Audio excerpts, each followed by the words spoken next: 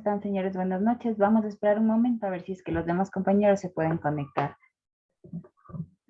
Buenas tardes. ¿Cómo ¿Puedo están? hacer preguntas hasta mientras, por favor? Sí, dígame.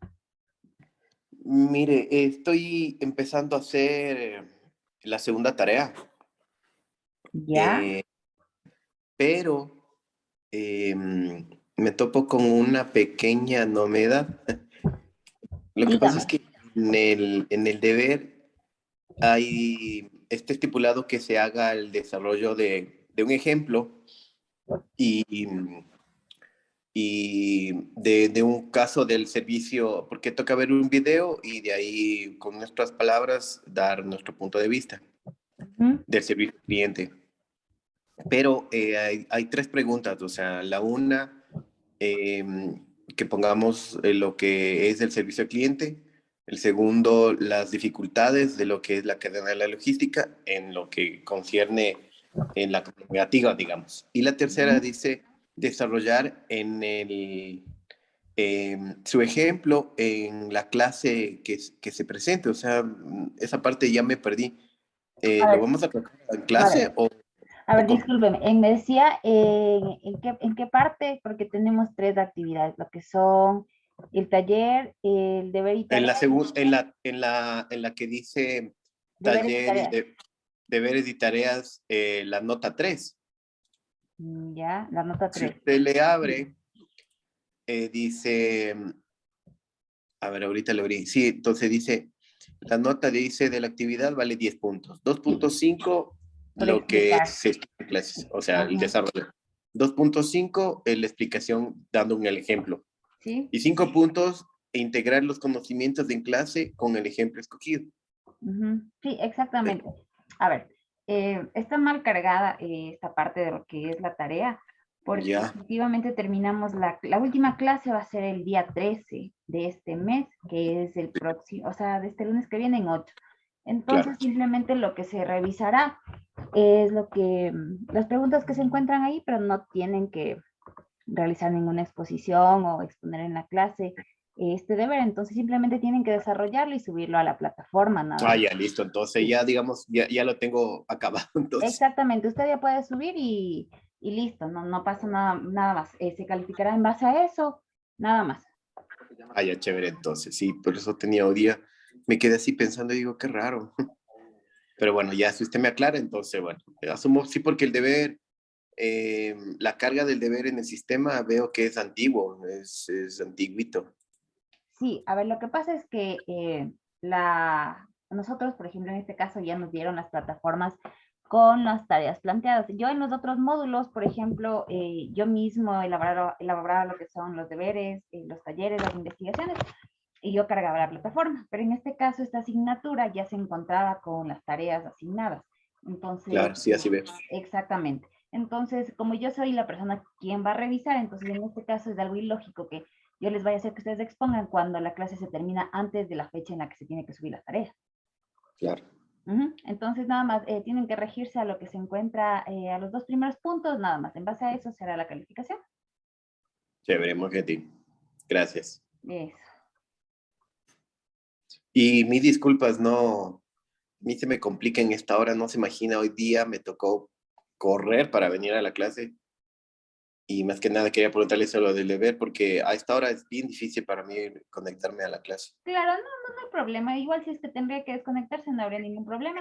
En la anterior clase igual estuvimos con dos personas, o no, una persona. Entonces la clase igual como queda grabada, al finalizar se cargará las clases, lo que son las grabaciones de la plataforma, nada más.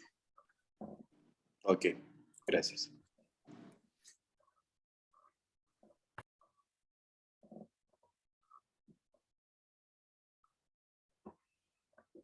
No se conecta nadie más, solo estamos tres personas.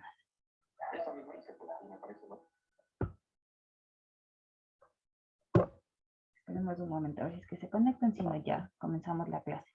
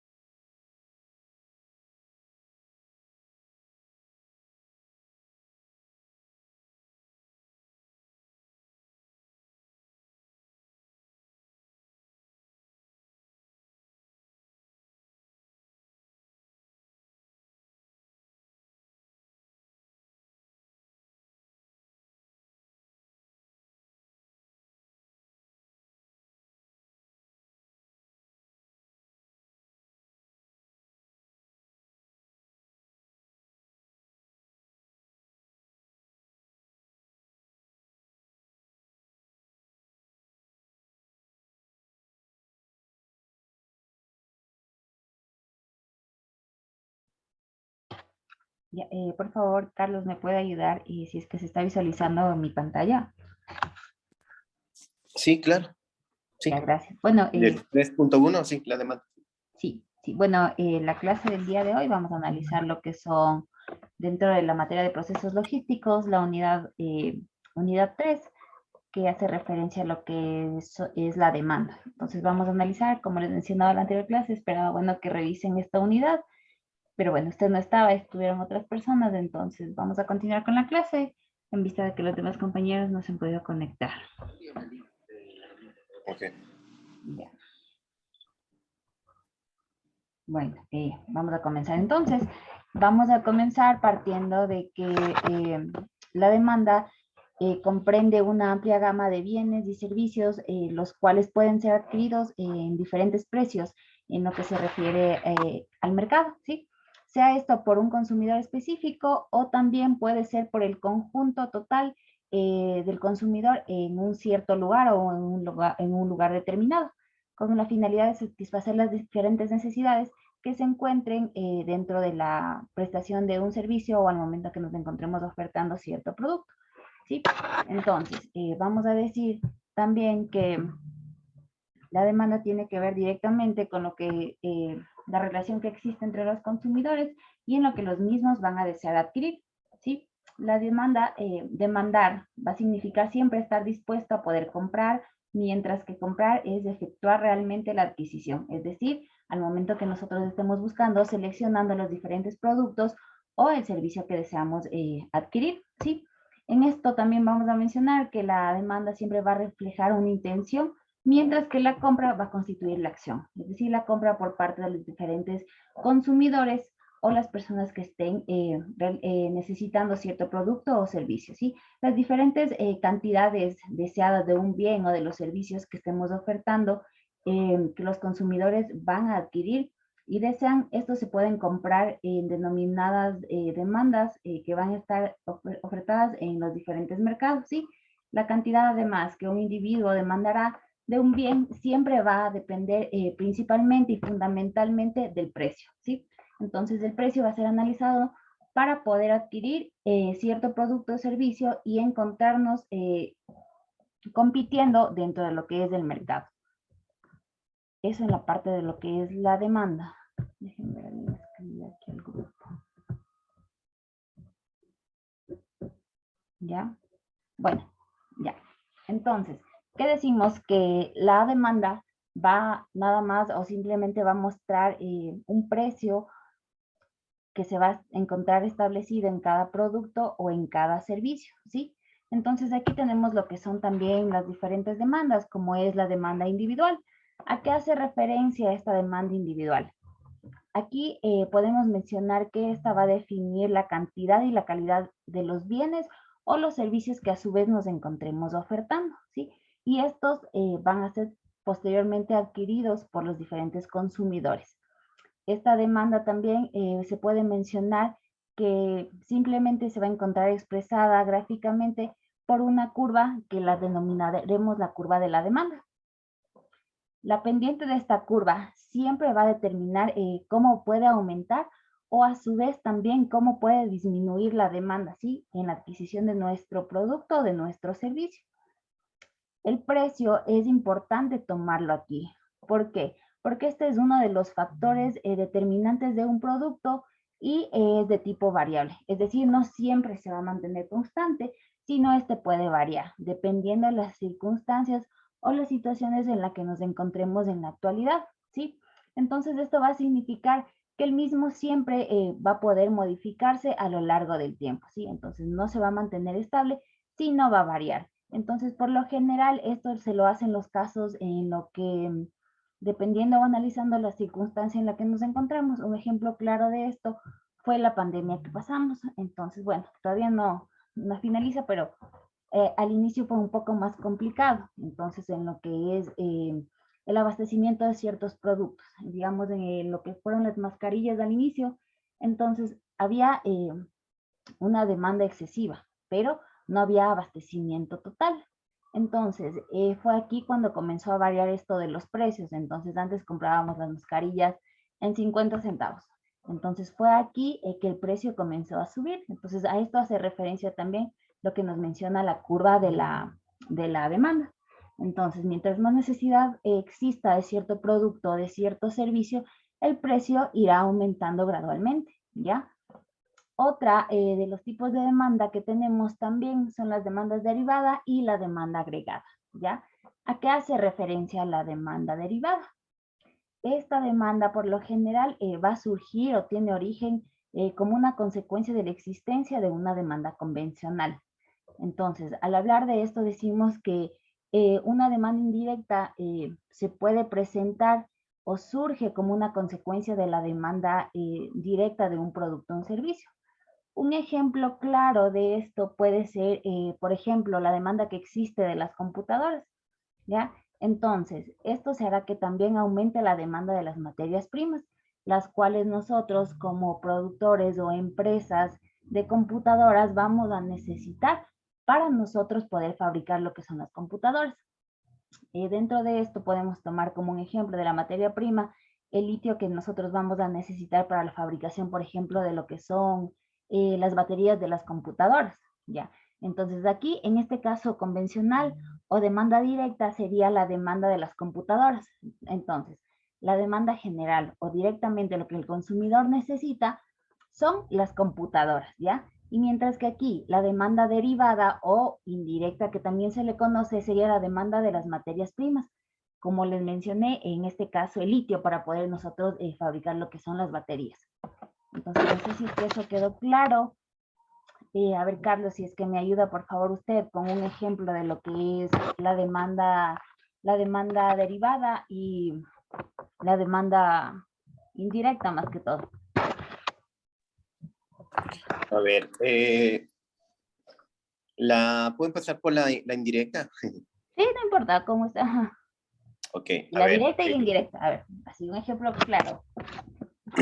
Ya, la indirecta es en la que no estamos involucrados, o sea, hay una demanda por parte de los consumidores, pero yo lo entiendo es como, por ejemplo, yo soy un productor de agrícola y mis demandantes me requieren el producto.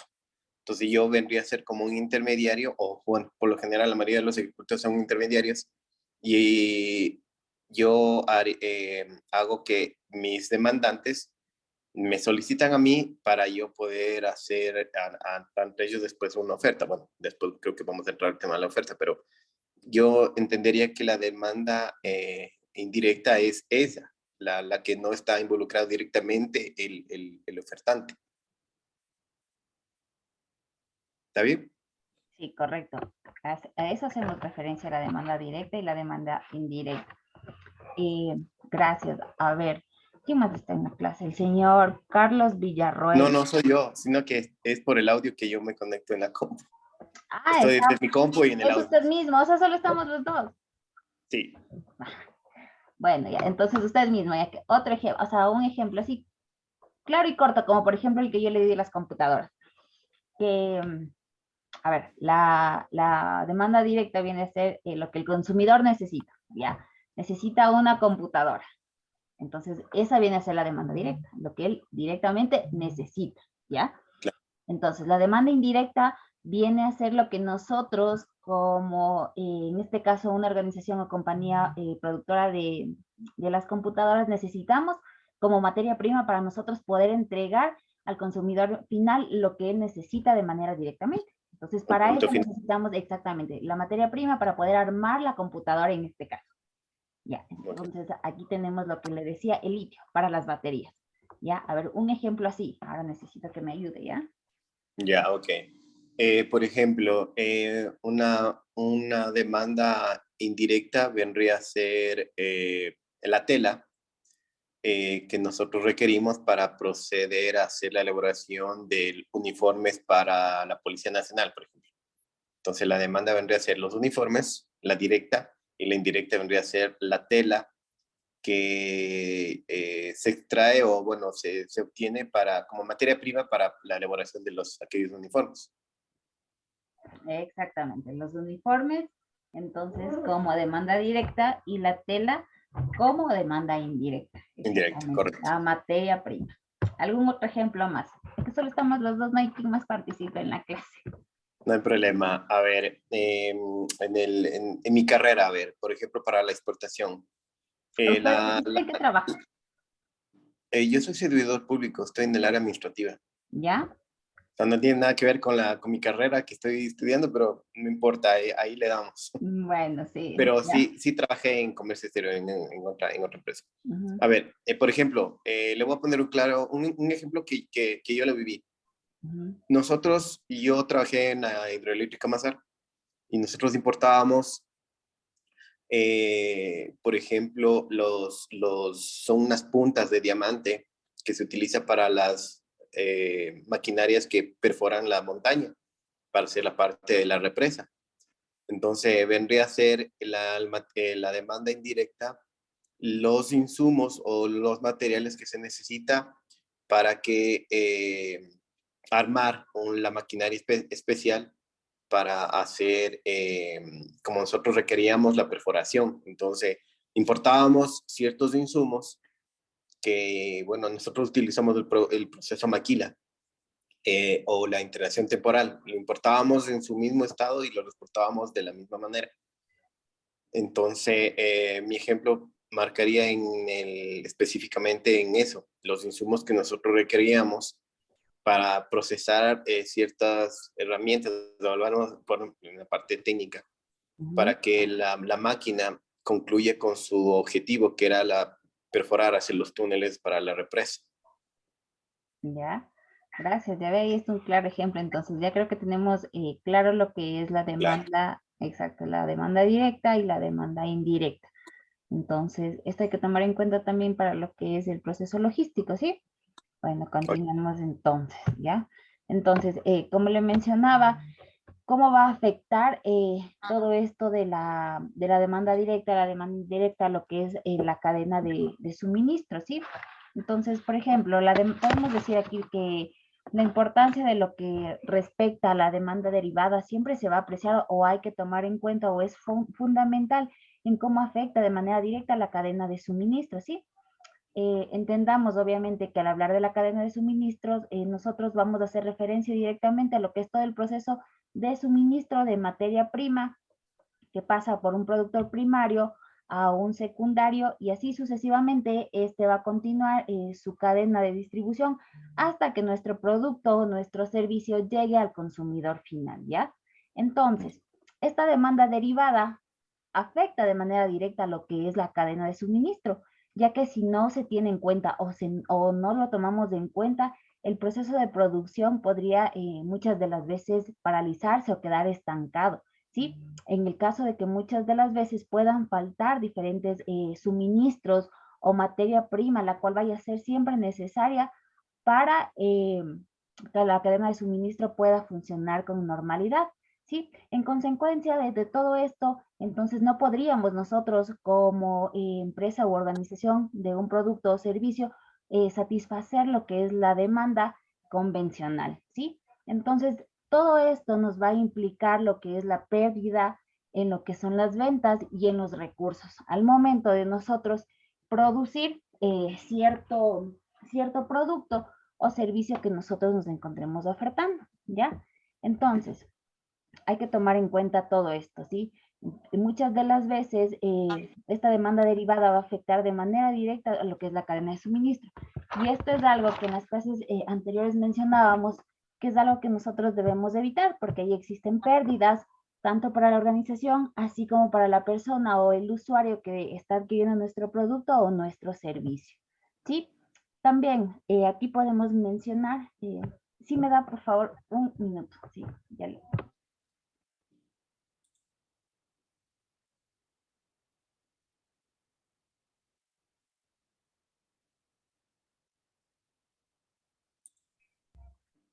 José Luis, ¿me puede escuchar?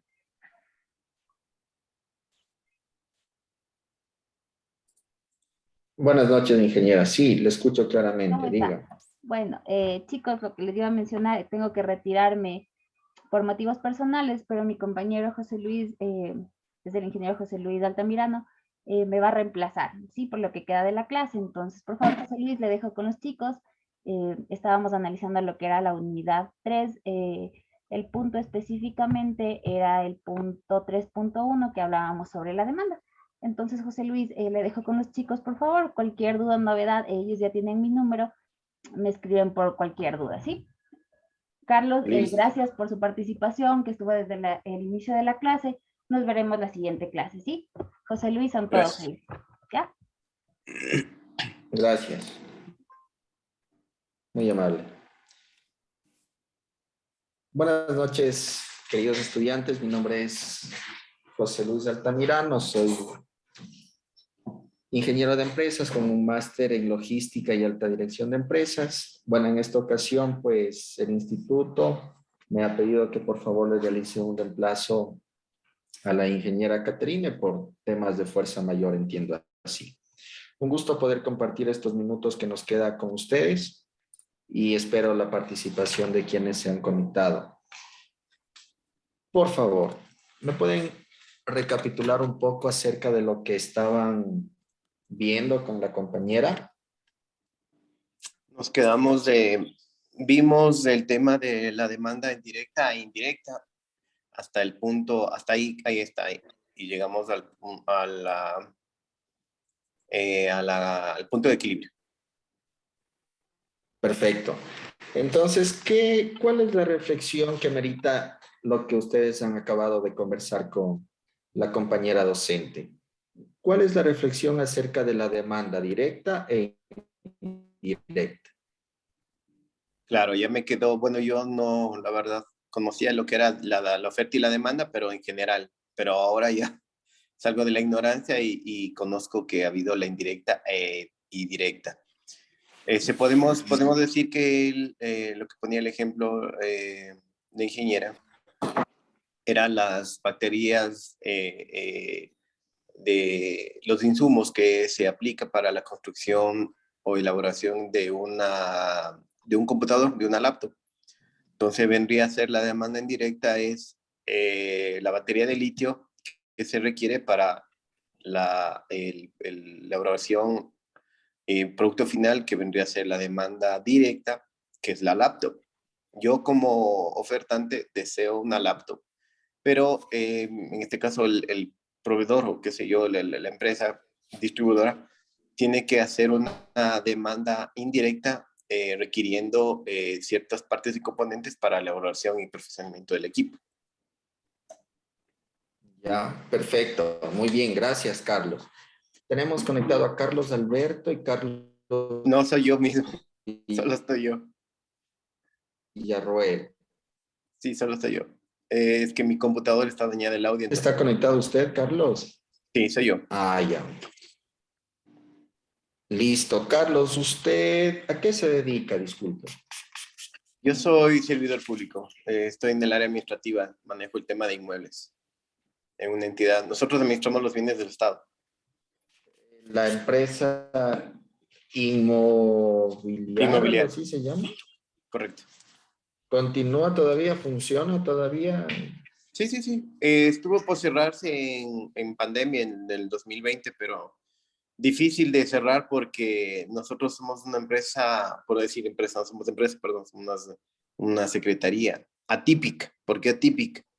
Porque nosotros administramos los bienes públicos del Estado en el que nosotros administramos, custodiamos, enajenamos, obtenemos los bienes comisados, incautados, lo que ninguna otra entidad del Estado lo hace. No tiene ese planteamiento. Ustedes pueden enajenar también. Claro, correcto. Ese es uno de los propósitos de por qué se creó la entidad. Le comento, en alguna oportunidad estuve al frente de una jefatura política y había, bueno, varias escuelas que cerraron en la década del 2007 al 2017, las escuelas unidocentes, escuelas del sector rural sobre todo, ¿verdad? Se cerraron y entendía que eso pasaba a manos de la Secretaría, de la cual usted forma parte. Y lo que buscaba una comunidad, incluso vinieron también a mi oficina y y conversamos con el señor gobernador era que esa escuelita se le dé o se le entregue a la comunidad para que ellos puedan darle, bueno, puedan utilizarse allá de la comunidad. Pero lo único que nos dijeron es que se puede utilizar, pero no vale hacer ninguna modificación, adecuación, Claro. etcétera, que Lo que pasa es pues, que, le cuento. ¿Cuál es el proceder? El Ministerio de Educación como ente regulador en este caso de la educación, de las escuelas, solicita la expropiación de un lote de terreno a Inmobiliar. Inmobiliar interviene, declara el predio de propiedad de uso público para la comunidad, se expropia el terreno y de ahí nosotros vendemos el terreno, o sea, perdón, expropiamos el terreno, compramos a la persona el terreno y ahí con fondos del Ministerio de Educación que nos transfiere, procedemos a hacer la implementación, planos catastrales, topográficos y se subcontrata a un proveedor mediante la subasta en el portal de compras públicas para que construya la escuela. Pero el predio, cuando se concluye la escuelita, se emite una escritura pública de transferencia de dominio a favor del Ministerio de Educación, porque él es el dueño. Entonces, como ellos administran, en este caso, la parte de lo que es educación, nosotros solo somos un intermediario que hace la parte, digamos, operativa, y ellos son la parte administrativa, o sea, la parte que ejecuta la educación de los niños, qué sé yo, escuela rural, unidocente, qué sé yo, de lo que sea. Entonces, muchos ya. de estos establecimientos, cuando se retiró el gobierno de Rafael Correa, cerraron por la falta de fondos. Entonces, ahí conozco en establecimientos que quedaron a la deriva y están abandonados porque falta de presupuesto. O sea, ya Inmobiliar le devolvió al Ministerio de Educación, pero este no tiene los fondos ni el presupuesto para mantener al docente en servicios básicos y todo lo que implica mantener una institución. Pero usted cree que más allá de todos los trámites burocráticos que existe, ¿sería posible de que una escuelita que ahora está abandonada, deteriorándose porque Claro, se no acaba. se puede invertir, pase a manos del GAT parroquial, por ejemplo, o de una junta de defensa o del pueblo en general? Verá, voy a poner el ejemplo conciso de lo que suele recibir. Por ejemplo, Inmobiliar recibe oficios a nivel nacional de todas las entidades, gobernaciones, ministerios, qué sé yo, todas las entidades, en donde le solicitan a Inmobiliar la transferencia que les donen mobiliario o vehículos. Entonces, como Inmobiliar tiene esa capacidad y nosotros administramos los bienes públicos, le damos en respuesta al oficio indicando que venga a hacer una inspección y le decimos, ¿sabe qué? Nosotros sí disponemos de 20 sillas, 20 escritorios, 20 computadoras y se perfecciona un documento que es un acuerdo, es un documento legal que suscriben solo las máximas autoridades y posterior a ello el acta de entrega-recepción como demanda la normativa de la Contraloría. Una vez que suscrito esos documentos se le entregan los bienes a la entidad que ha solicitado a transferencia de dominio gratuito, o sea, sin costo de beneficio. Y esta entidad ya pasa a tomar posesión de esos bienes, ya se le entrega bajo su dominio.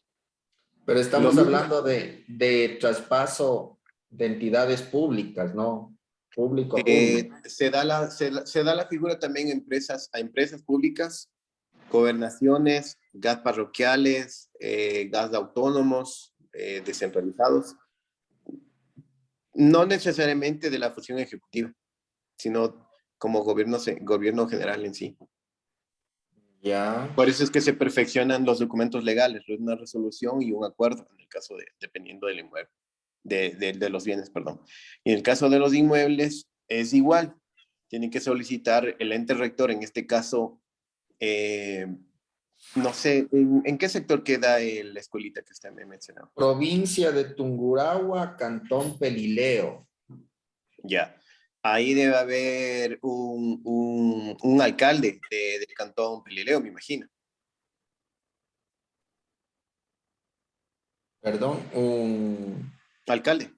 sí, a nivel de Podría cantón. manejarse por medio de la alcaldía, o sea, del alcalde del cantón Pelileo, o a su vez del gobernador de la provincia de Tungurahua, que solicite directamente movilidad la factibilidad de una transferencia o que se le entregue, porque se puede dar en convenio de uso también el Eso inmueble. querían dar. Convenio de uso, pero que no puede hacer ningún tipo de adecuación y ese tipo de cosas. No, o sea, el convenio de uso le da la facultad para que usted haga las mejoras dentro de su presupuesto, pero no, por ejemplo, mejoras en qué sentido, que ponga luminarias, que si le falta Exacto.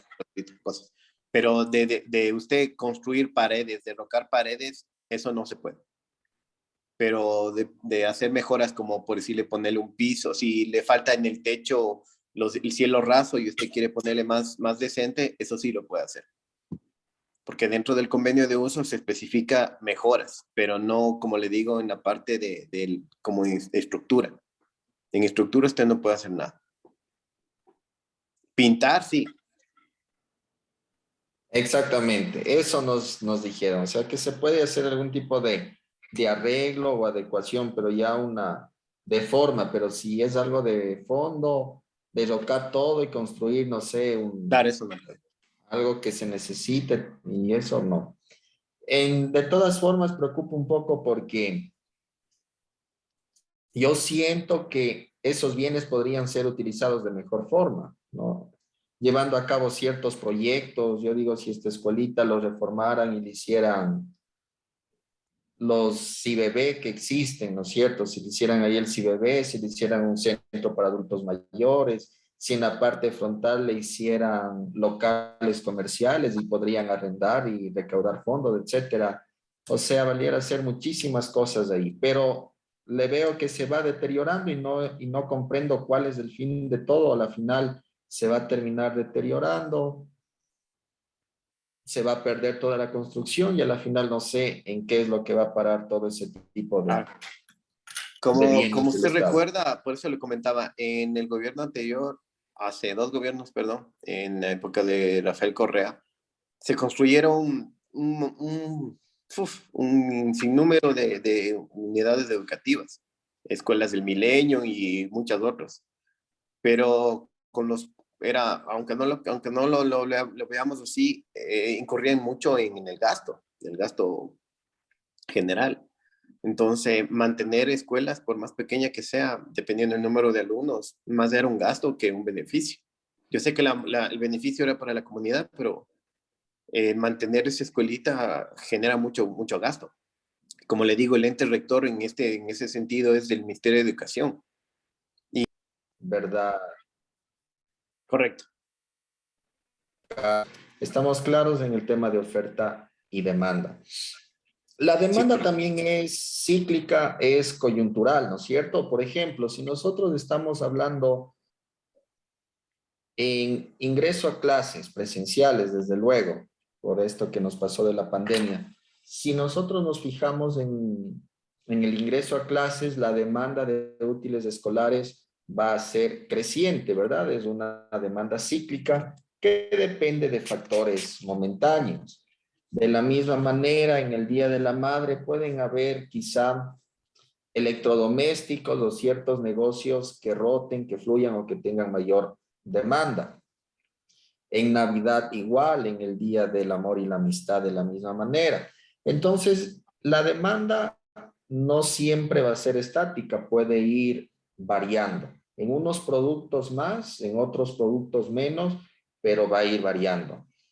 Hoy en día, debido a algunos factores, empezando por los factores políticos a nivel local, la eliminación parcial de los subsidios a nivel de combustible, ciertas modificaciones tributarias, han permitido que la demanda se altere un poco, tanto la oferta como la demanda.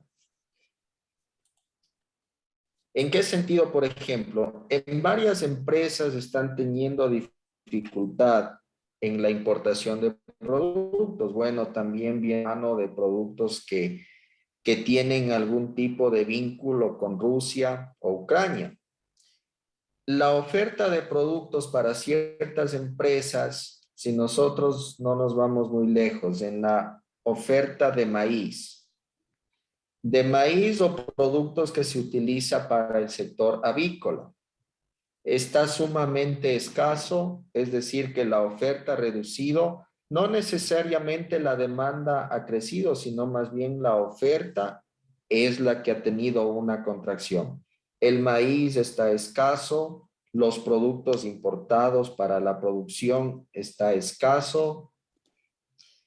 Los avicultores generalmente importan maíz para solventar la oferta o la demanda que tienen acá, porque Ecuador no abastece para toda la demanda nacional en lo que es maíz. Los avicultores importan el producto, pero por esta situación, por la coyuntura política que se está atravesando, por el tema de especulación también que ha habido, por temas de reformas de parte del gobierno nacional, están estancadas un poco las importaciones de producto. Y eso está conllevando de que hoy el día se haya disparado de una manera excesiva el precio del maíz. Lo mismo sucede en el precio de la soya, lo mismo sucede en el precio de todos de las vitaminas, de insumos, incluso de maquinaria que viene importada de otros países, pues ha tenido una desaceleración significativa y las empresas también se están complicando demasiado. Bueno, y aparte de eso también se ha incrementado el valor del producto final, como es obvio, ¿no es cierto? Por ejemplo, en el caso de los huevos, el valor por cubeta de huevo ha crecido o también se ha incrementado. Por una parte, solventa hasta cierto punto el incremento de materias primas, solventa con el precio de venta del producto final. Pero sin embargo, esto causa cierta inestabilidad en el mercado, causa también cierta incomodidad, cierta resistencia y sobre todo los empresarios no tienen una meta trazada o no tienen un horizonte claro de qué es lo que va a suceder a futuro. No se sabe si va a existir maíz importado, no se sabe si quizá el maíz va a seguir trepando a costos exorbitantes de 26, 27, 28 dólares. No se sabe hasta cuándo va a existir la escasez de productos importados como maíz, soya y todo, trigo y otros elementos que se puede importar. Entonces eso hoy en día ha sido un factor limitante en ese tipo, bueno, en todas las empresas, en la mayoría de empresas. Si nosotros hablamos en las estaciones de servicio o en las gasolineras, las estaciones de servicio para rotar con su stock o con su inventario necesitaban un cierto capital, ¿verdad? Si yo generalmente sé que al día vendo 2,000 galones de extra y 2,000 galones de de diésel, a los valores en los que yo compraba antes, que era de 1,85 y 1,03, necesitaba un capital inferior a lo que necesito hoy, porque ahora quizá vendo igual los 2,000 galones de extra y los 2,000 galones de diésel, pero necesito más capital, porque ahora el galón vale 2,55, me parece que está, y el diésel a 1,90, parece que es, ¿no? Entonces, todo eso ha conllevado a que exista una especulación hasta cierto punto en el tema de los inventarios. Usted maneja, entiendo, el tema de inventarios, ¿no es cierto? ¿Cuál sería el concepto suyo acerca de los inventarios, Carlos? Para usted, ¿qué es un inventario? El inventario es una toma física o un levantamiento de una información de lo que se contiene, ya sea, puede ser en bienes muebles, bienes inmuebles, incluso se me va la palabra en animales, pero no me acuerdo el nombre, ¿cómo es? Tiene un nombre específico. En sí es eso, el levantamiento de información de lo que uno posee en su patrimonio. Exacto, gracias, Carlos. Justamente así es la documentación o la información documentada de lo que nosotros disponemos en materias primas, en productos terminados, en productos en proceso, etcétera, ¿no? Esto es fundamental y hoy en día, como le estaba comentando, los inventarios han pasado a formar parte importante de una empresa, mucho más importante de lo que ya eran o de lo que son. Y al mismo tiempo se ha convertido en un dolor de cabeza para los empresarios o los emprendedores. Antes, en el tema del maíz mismo, usted no se preocupaba de tener un inventario demasiado alto, un inventario inflado. ¿Por qué? Porque si es que sabía que en 3 días determinaba el maíz para producir el balanceado para sus aves, era sencillo, llamaba a un distribuidor del producto en la costa y pedía que le envíen y listo. Generalmente la variación de precios en tiempo de cosecha podía ir variando desde 17 a 18 dólares y no habría una variación excesiva. Hoy en día los inventarios sí se están volviendo una decisión muy difícil de tomar porque no saben los empresarios si almacenar producto o no hacerlo. Si almaceno producto y luego de aquí a 15 días, 3 semanas, el producto que yo almacené baja de precio, estoy perdiendo como empresa. Y si no almaceno producto y de aquí a 15 días, 3 semanas, se incrementa el valor del producto o peor aún, el producto se escasea, también se complica la empresa. Entonces, esa es la realidad en la cual nosotros estamos viendo, los emprendedores o los empresarios están viviendo. Si nos vamos a una estación de servicio en la gasolina súper, el precio va variando. Por lo tanto, yo no puedo abastecerme de demasiado producto porque quizá para el siguiente mes me sobre producto y el precio disminuya y yo compré un producto más caro y luego al siguiente mes quizá voy a tener que vender el producto a menos precio de lo que yo compré, incluso. O lo otro, también existe la otra cara de la moneda, ¿no es cierto? Lo que hacían generalmente algunas estaciones de servicio, cuando sabían que el combustible iba a subir de precio, porque era algo evidente, llenaban sus inventarios al 100% al tope, con el objetivo de que yo me abastezco hoy de la mayor cantidad de combustible posible y mañana el precio de combustible de venta ya era otro, ¿no? Y generaba una rentabilidad. Que hasta cierto punto podría ser una buena estrategia, pero lo que pasa es que solamente era una estrategia de un día, se acababa eso y luego, ¿qué hacía? ¿Verdad? Entonces, el tema de los inventarios hoy en día está sumamente difícil de controlar. Existen incluso fórmulas, si nos vamos a la parte técnica, a la parte científica, existen fórmulas estadísticas para saber cuánto tengo que comprar en base a mis ventas, cuándo tengo que comprar en base a mis ventas, faltando cuánto producto para que se acabe debo hacer el pedido. Para todo existe fórmulas, pero en la práctica sí difiere y difiere bastante. En la práctica, Como en Va a todo. Como en todo, así es. En la práctica va a influir diferentes factores, amenazas, ¿no es cierto? Como incluso en un meme alguna vez decía, ¿quién en su FODA, que es su análisis de fortalezas, oportunidades, debilidades y amenazas, ¿no es cierto? ¿Quién en su FODA puso pandemia mundial? Y creo que nadie, ¿verdad? Entonces, justamente es así.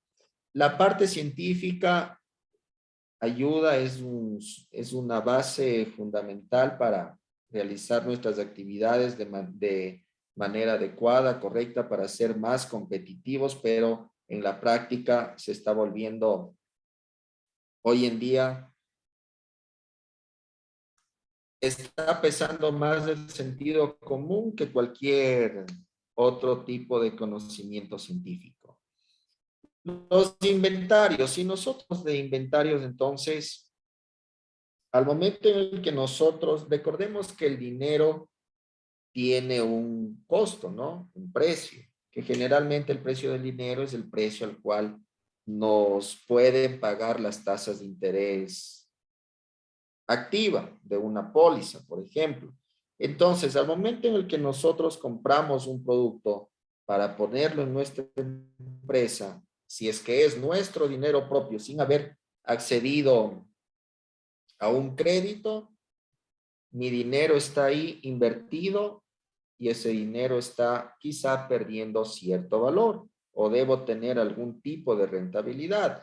Peor aún, si es que yo trabajo a través de instituciones financieras con préstamo, con dinero financiado, ese dinero cuesta, ¿verdad? Estamos hablando de que me cuesta aproximadamente un 2% mensual. Si decimos que tengo $1,000 en un stock, estamos hablando que ese dinero a mí me cuesta $20 solamente de interés. Y ese es el error que se ha cometido, que se comete bastante en los inventarios. Si tengo dinero propio, debo descontar también un valor de ese dinero y aparte mi utilidad. Y si es dinero financiado, debo descontar lo que yo pago de interés por ese dinero que me dan y obviamente mi rentabilidad. Los inventarios se van a ir ajustando de acuerdo a cada una de las empresas. Como nosotros tenemos acá, por ejemplo, nada más, caducidad, funcionalidad, por su manera de operar, etcétera. En una empresa de productos perecibles siempre vamos a tener inventarios primeros en entrar, primeros en salir, ¿no es cierto? En productos por su funcionalidad pueden ir variando un poco, por su parte operativa van a ir variando también, pero en el uso de los inventarios siempre vamos a tratar de que los productos. Hay dos cosas importantes en esto, de que los productos no estén demasiado inflados, es decir, que el inventario no esté demasiado inflado porque tengo mi dinero ahí y no puedo ser productivo, quizá puedo invertir en otras cosas. Primero el dinero y lo otro también que hablan en las empresas y demás es el espacio. Hablan de dinero y hablan de espacio. ¿Por qué las empresas grandes como por ejemplo Plasticaucho Industrial de la marca Venus tratan de que su inventario no sea demasiado inflado porque tienen una bodega extremadamente grande, pero pese a ser grande, muchas de las veces les queda corto en la producción. Entonces, si es que nosotros tenemos un stock inflado de productos terminados, imagínense que ahí producen o trabajan las 24 horas en esa empresa produciendo calzado, bueno, toda la línea de calzado, ¿no? Que produce la empresa Plasticaucho. Si nada más se descoordina el inventario por un día, ¿en dónde van a poner toda esa producción?